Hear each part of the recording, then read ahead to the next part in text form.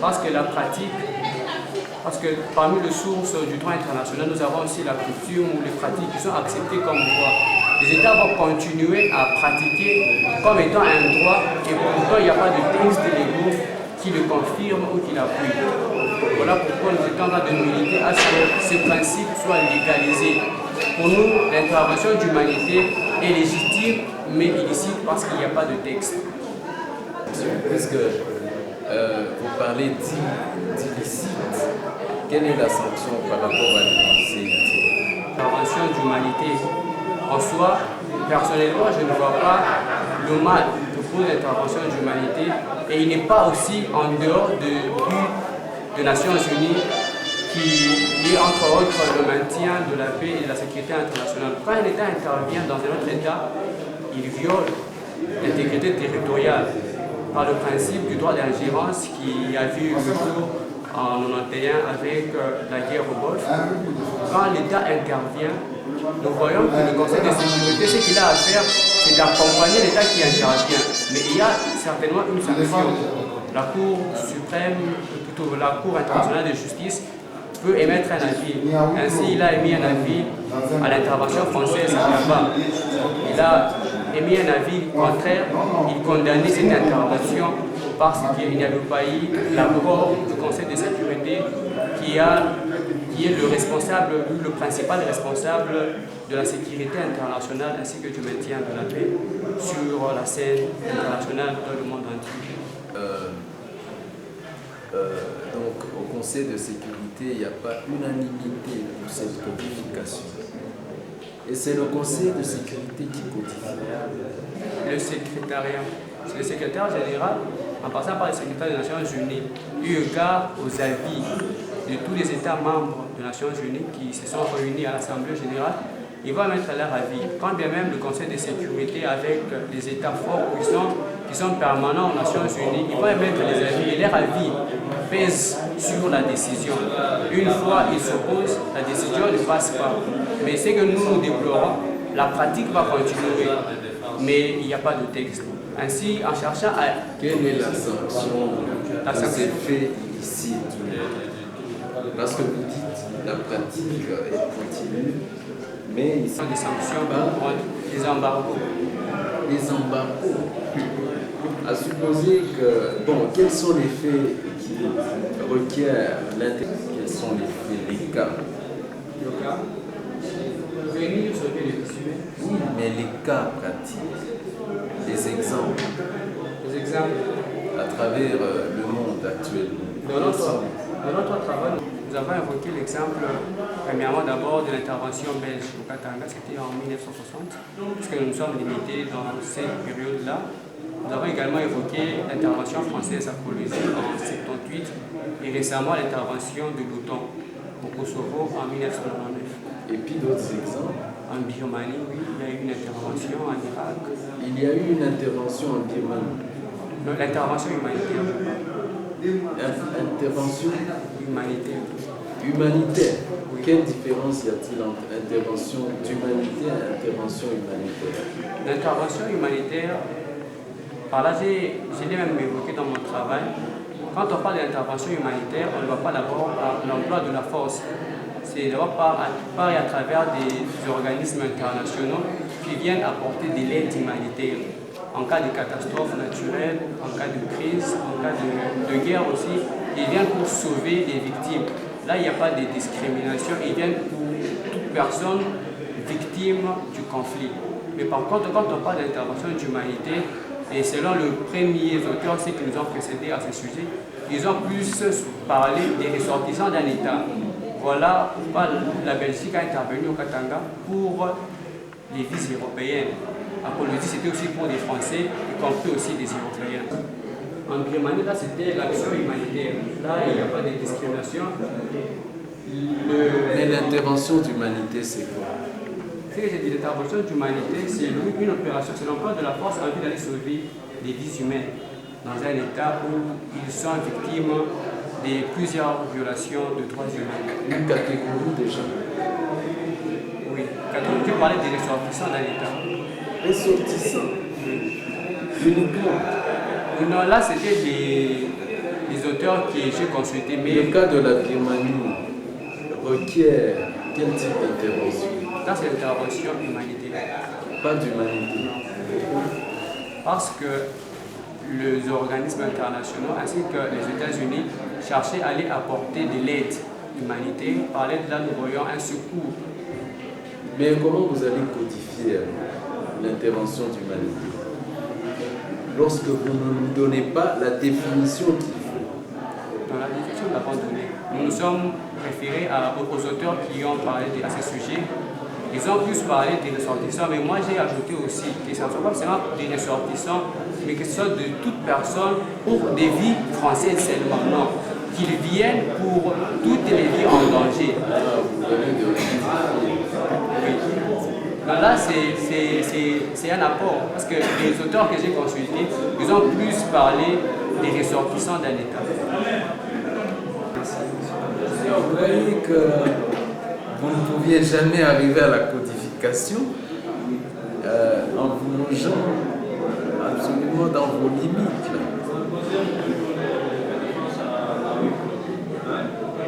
Et alors, qui doit codifier? C'est le législateur. Il existe.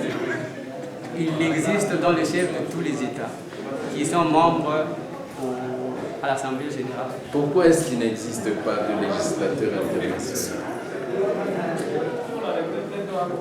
Pourquoi? C'est des matières. Non, à cause de quoi? De la souveraineté. Et la souveraineté, c'est le principe sur lequel, ou la réalité sur laquelle se bute la codification de quoi? De l'intervention d'humanité. Comment ça? Se bute à la souveraineté. La souveraineté nationale des États d'abord interdit, et c'est même inscrit dans la Charte des Nations Unies, qui interdit aux États de s'ingérer dans les affaires personnelles, dans les affaires intérieures d'un État. Et par là, la souveraineté construit des garde-fous, afin que les États ne s'ingèrent pas dans les affaires de notre État. Mais par là, nous avons vu le droit d'ingérence qui a vu le jour, et de même nous proposons aussi que le droit d'humanité aussi soit dissocié du droit humanitaire ainsi que des autres droits qui vont tous dans le même sens. Monsieur le Président, merci. Je suis seulement impressionné par la façon de se tenir. Notre ami est vraiment à l'aise. Essayez de répondre. Quand vous corrigez, il est sage, il revient même sur ce que vous avez dit et se corrige. Donc apparemment c'est un monsieur qui sera bien dans la société, parce que quand il y a des remarques, il capte et il a l'esprit souple. Mais cependant, il n'a pas cherché à avoir les titres de licencié, comme lui-même a écrit sur sa couverture. Le titre là, ça viendra après. Maintenant, vous cherchez votre grade de licencié en droit. Il n'y a pas un titre, vous aurez les titres dans la suite de vos recherches quand vous serez encore plus loin. Ici, vous n'êtes qu'en train de chercher votre grade de licencié en droit. Et oui, c'est un travail scientifique, hein, c'est votre mémoire. Il ne fallait pas mettre les sujets entre guillemets comme ça, ce n'est pas une citation. C'est votre mémoire de fin d'études. Donc il ne fallait pas mettre ça entre guillemets. Pourquoi vous n'avez pas utilisé la méthode historique? Parce qu'en parcourant votre travail, vous revenez un peu sur le passé, vous évoluez, mais pourquoi vous n'avez pas utilisé la méthode historique dans votre travail? Moi, je ne vois pas la démarcation que vous avez faite par rapport à ceux qui avaient travaillé avant vous. Dans cet état de la question que vous avez vécue ici, dans votre travail, quelle est la démarcation qui fait l'originalité de votre travail? Merci, Monsieur le Président. Je crois que je peux m'arrêter. Allez-y. Je peux intervenir l'ordre des questionnaires. Je commence par les tout derniers. En fait, je me répète, c'est à propos de l'apport, l'originalité du travail. Oui, oui, votre rapport, puisque vous avez fait l'état de la question. Oui, j'ai évoqué le mot que j'ai ajouté à la définition. Les auteurs que j'ai consultés parlaient plus des ressortissants. Donc on intervient pour des ressortissants. Nous avons même vécu ça. J'appelais ça Saint-François de Sales. Quand le Belge est intervenu au Katanga, ils ont créé un centre où tout le blanc entrée, c'était au palais Saint-François de Sales. Et ils ont même fait quoi, barricader la route, ils ont fermé la barrière aux indigènes, aux Congolais. Nous avons vu en dehors de la barrière, parce que j'ai même vu un film, j'ai consulté, j'ai lu un document. Les travailleurs, les cuisiniers, les chauffeurs sont restés en dehors. Donc, ils sont venus juste pour sauver des vies européennes. Chose que nous avons déplorée. Et nous avons aussi ajouté que ça ne soit pas seulement pour des ressortissants, mais que ça soit pour toutes les vies en danger. Grâce à eux, certaines vies seront sauvées, qu'ils viennent seulement pour évacuer les ressortissants et laisser les autres en danger. C'était un peu ça l'originalité. Le concept du droit humanitaire et le concept du droit d'humanité. Avec l'aide du professeur, nous avons eu à faire beaucoup plus de démarcations. Quant à la méthode historique qu'on n'a pas pu utiliser, c'est une erreur. Nous croyons que par rapport à la technique documentaire, nous pouvions combler beaucoup plus de lacunes. Voilà pourquoi on n'a pas eu la méthode historique. Il y a cette épigraphe, vous savez faire quoi alors que c'est un bon travail, mais vous avez mis l'épigraphe qui n'a même pas rapport avec le sujet, vous parlez des dieux tout-puissants, tout ça. Nous sommes tous chrétiens. Moi, je ne vois pas la raison d'être de cette épigraphe dans votre travail. C'est une page de plus ou rien. Merci, Monsieur le Président. Le membre du jury s'estime heureux. Eh bien, vous allez effacer les cours non publiés de votre bibliographie, parce que les cours qui ne sont pas publiés, ce ne sont pas des images à consulter. Bien, je vous libère. Merci.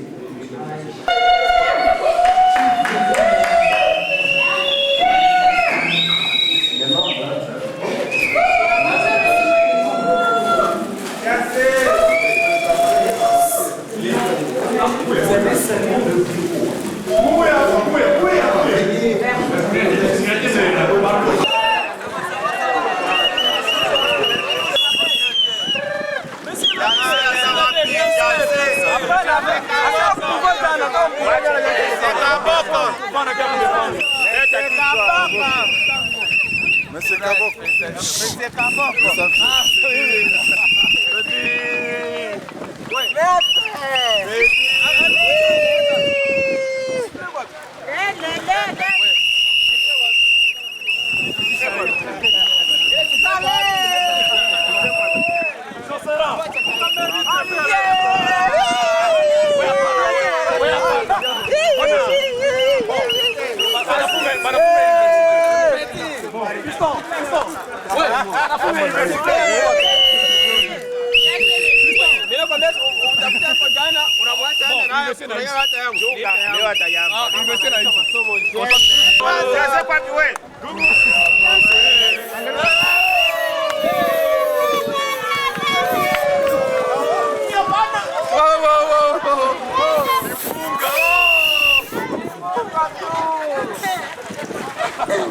Où est la fiancée?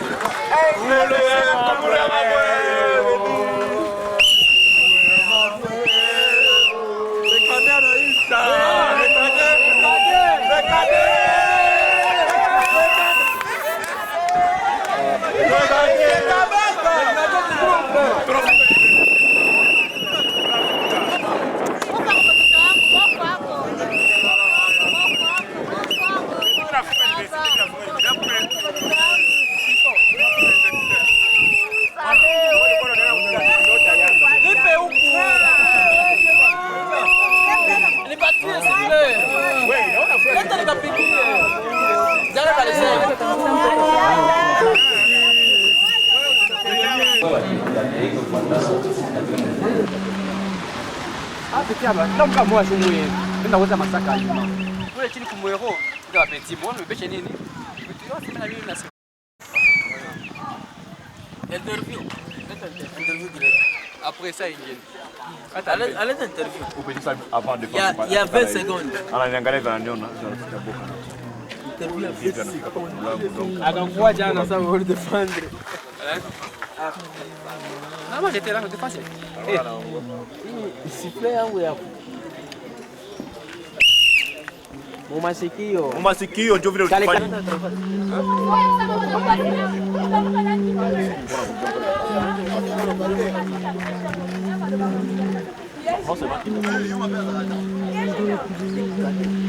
Junior ya, dona.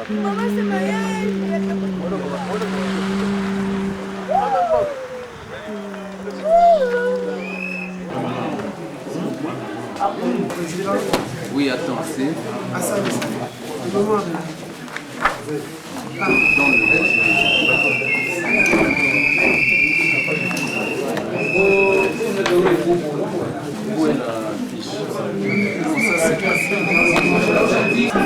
Le statut de réfugié et celle des apatrides sur la scène internationale.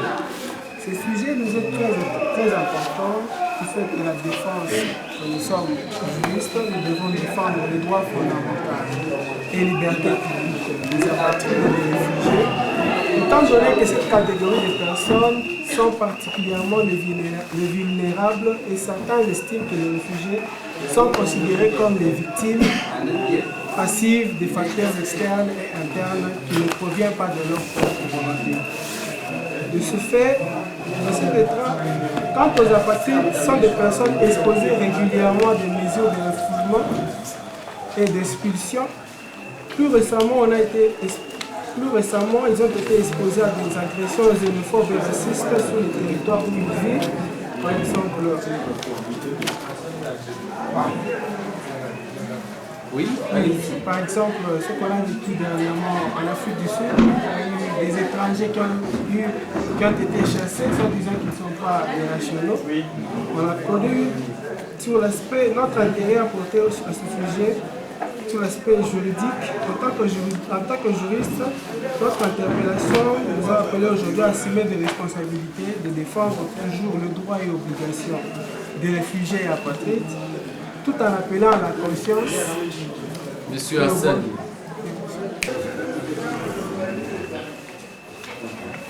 Les apatrides, Les apatrides, ce sont des personnes sans nationalité légale.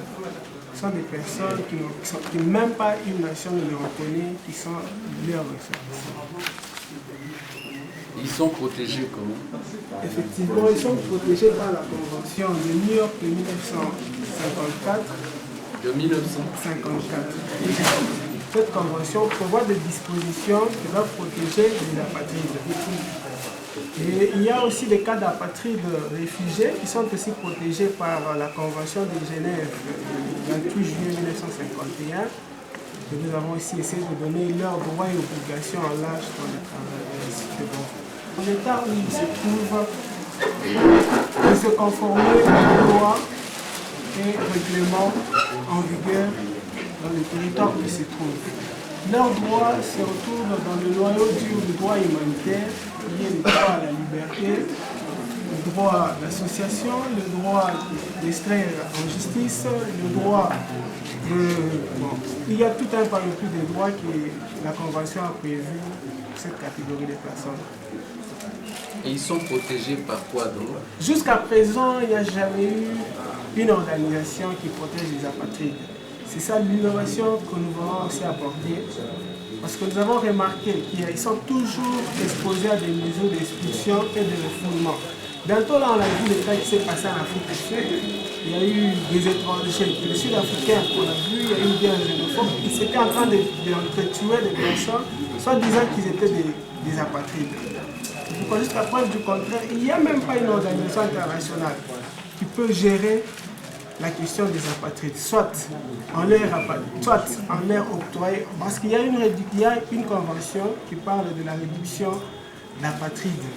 Alors, cette réduction demande à ce que un apatride qui se trouve sur un territoire donné, dès qu'on constate que cette personne est née sur ce territoire et qu'il a un comportement non irréprochable, on octroie la nationalité. Mais cela n'est pas d'application dans presque tous les pays qu'on peut citer sur Effectivement, aussi en RDC, il y a plusieurs apatrides, mais c'est pas les gens.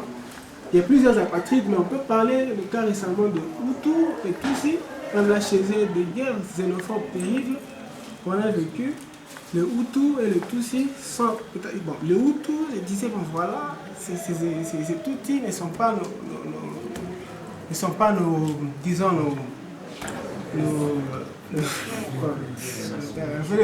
ressortissants. Alors, ils étaient une guerre terrible et ils sont vite acheminés en RDC. Et c'est à partir de là qu'en 1960, qu'on a essayé d'octroyer une nationalité collective.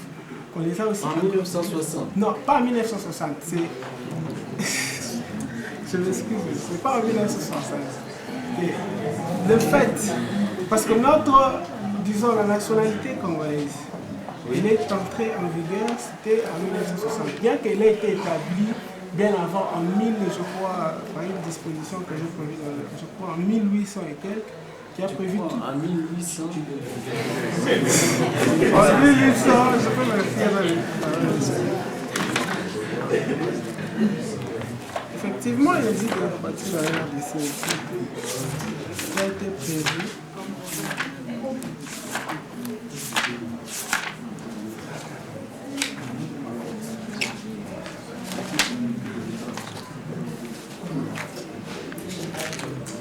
Mais en quittant la salle, si quelqu'un de la Polytechnique vous dit parlez-moi de la nationalité congolaise, vous dites quoi? Amenez-moi le mémoire. Non. Vous dites quoi? Bon, je veux directement. Oui, mais elle vient d'où? Elle vient d'où cette nationalité congolaise? Elle pose quel problème? Et aujourd'hui, elle se présente comment? Effectivement, aussi la nationalité congolaise. Oui, elle vient d'où? Provient depuis l'époque de 1800.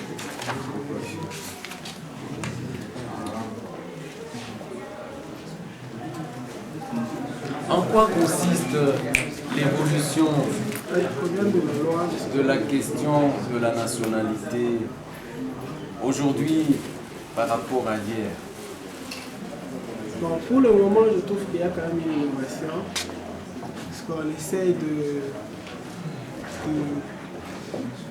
montrer que par d'autres faits, qu'une personne peut acquérir la nationalité par rapport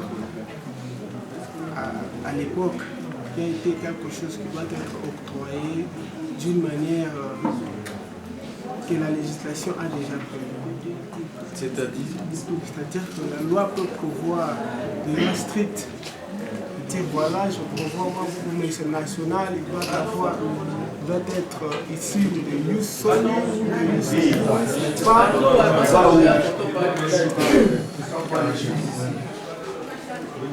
pour le moment, avec l'arrivée de la communauté internationale, avec la culture internationale et le droit international, on va essayer d'évoluer et d'améliorer la nationalité.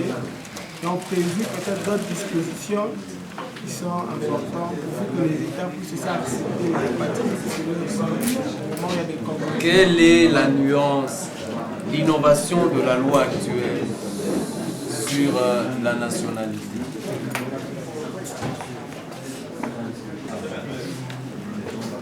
Oui. L'innovation de la loi actuelle sur la nationalité par rapport à toutes les autres lois. Je vois l'innovation actuelle. Voilà, ils ont innové de cette façon que la nationalité congolaise d'origine. Fermez là le mémoire.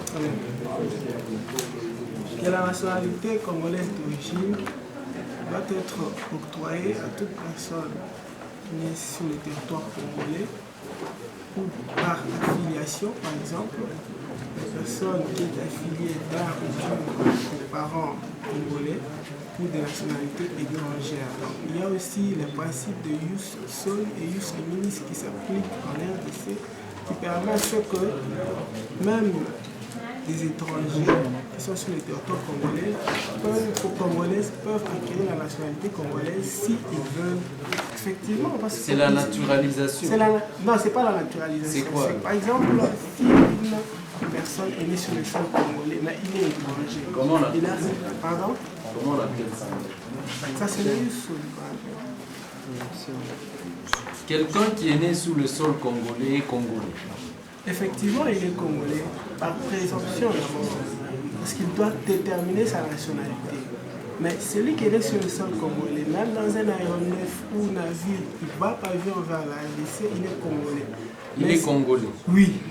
Maintenant, c'est la personne lui-même qui doit déterminer si réellement il peut acquérir la nationalité congolaise ou pas. Ça dépend de lui.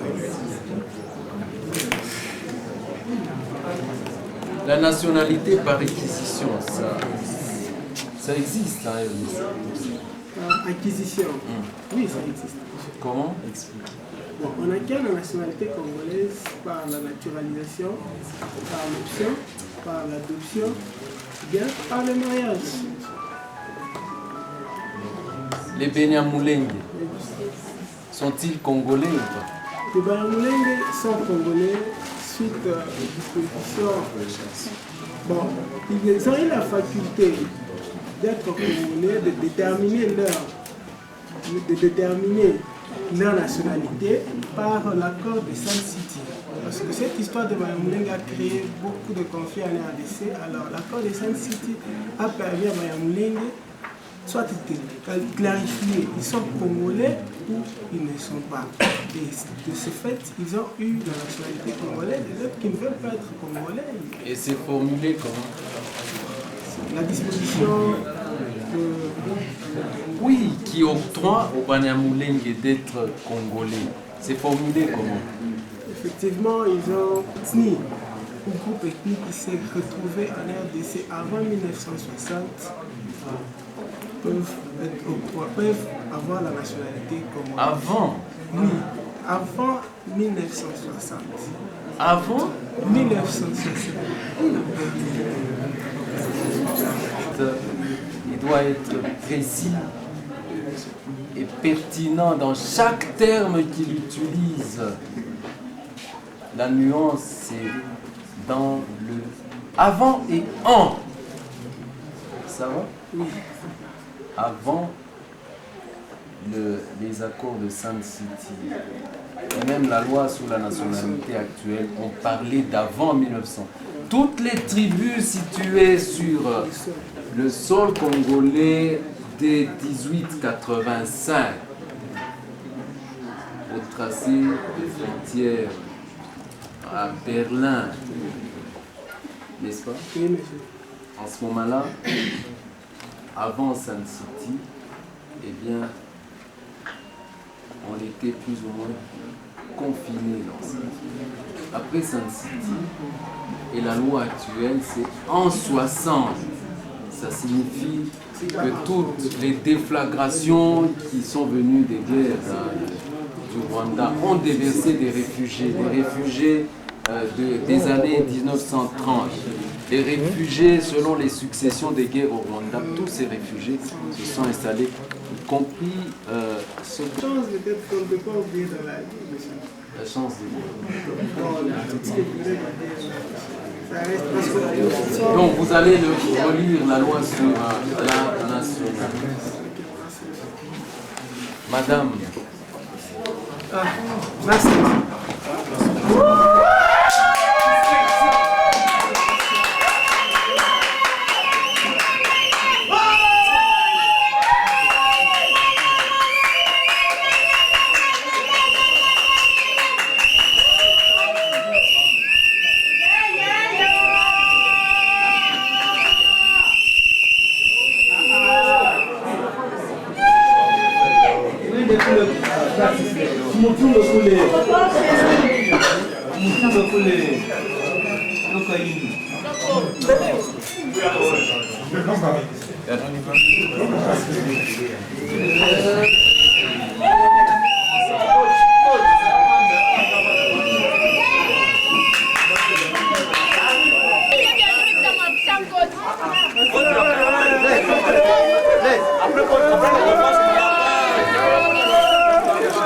Après les faces de la vague.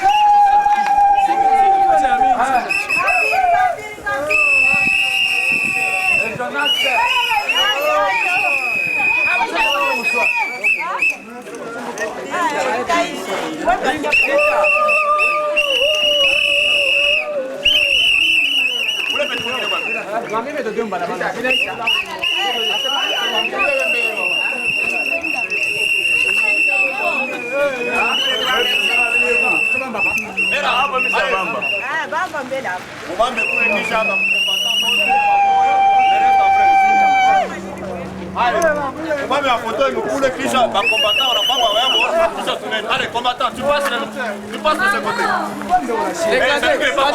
Pardon, celui qui n'est pas combattant en fait. Cadet, mets-toi ici.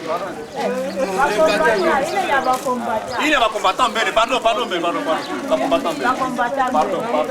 Les anciens combattants, après les combattants, les anciens combattants. Pardon, mais les combattants. Allez, parle. Seulement nous à partir là.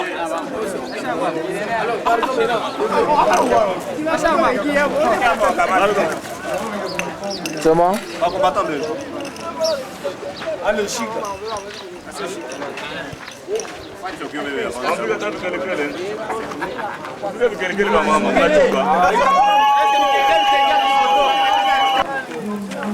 Papa,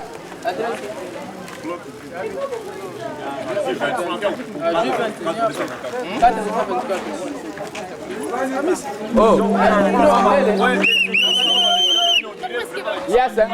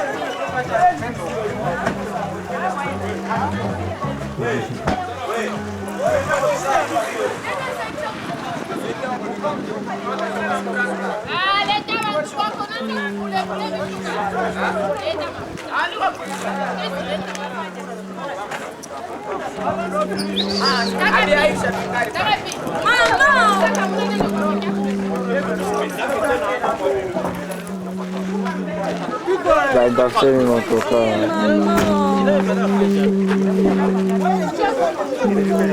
Vale, baixou, vale, mulher se paga transporte lá para Ok, L'Oréal n'est pas. Hassani et Zakwani, vous descendez. Vous ne partez pas. Zakwani. On va repiquer, oui. Oui.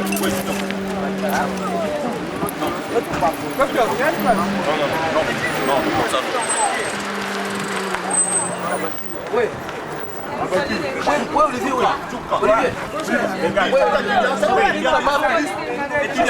Ça vous prend la carte à chicoter. Tu l'étends. Non, c'est pas lui qui vient. Descends d'abord.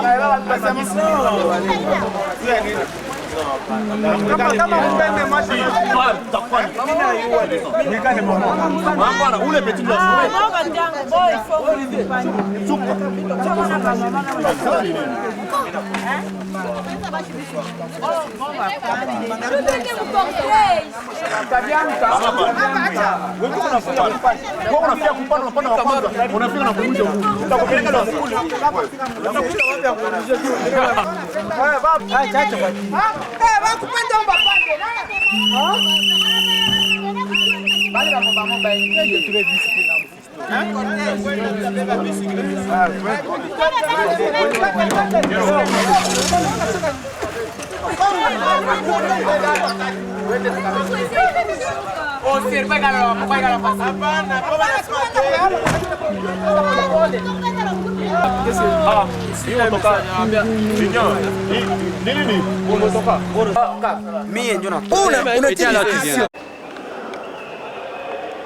Je suis très heureux et voilà, je viens de finir la défense qui était une chose très grave.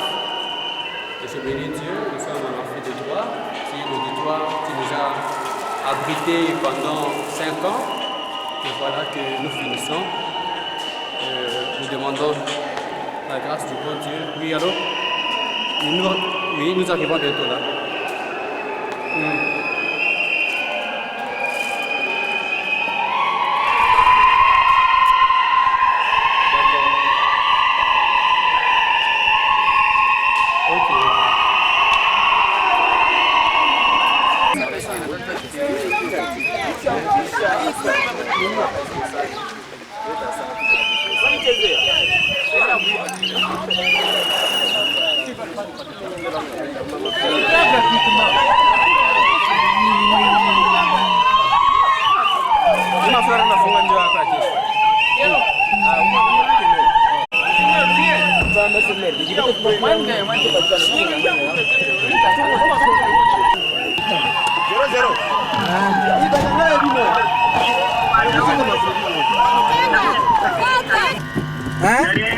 Il y a deuxième mi-temps. Alors, bah, il va reculer.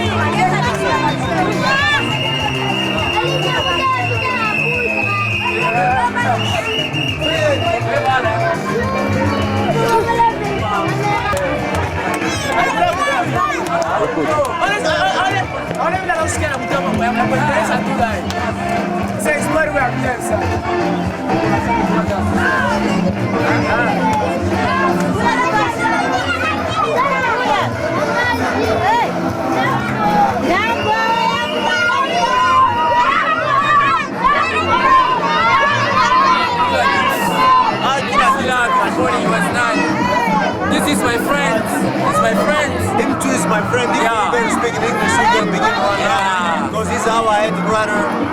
Today is our party. Thank you. This is it, my friend.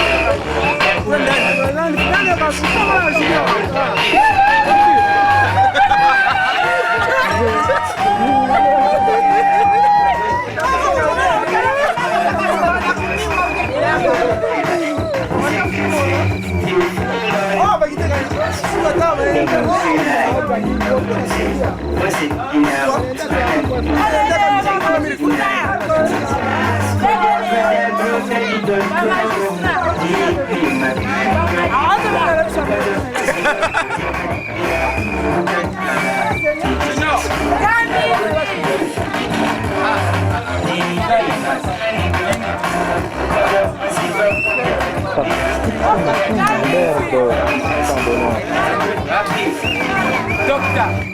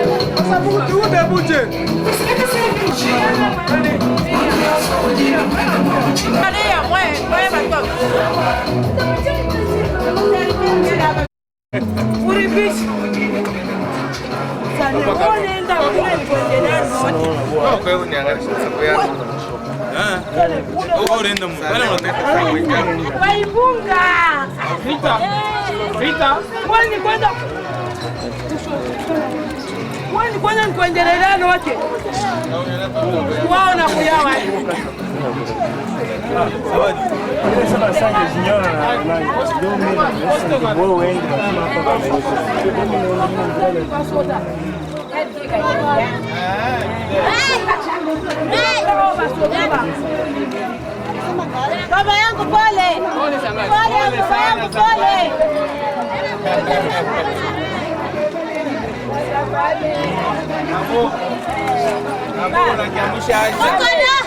Baba, baba. Ninarudia niliacha kiuko moto. Si karibu. Si karibu.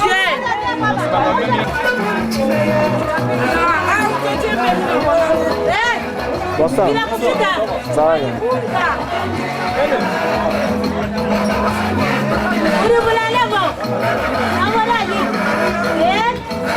Itu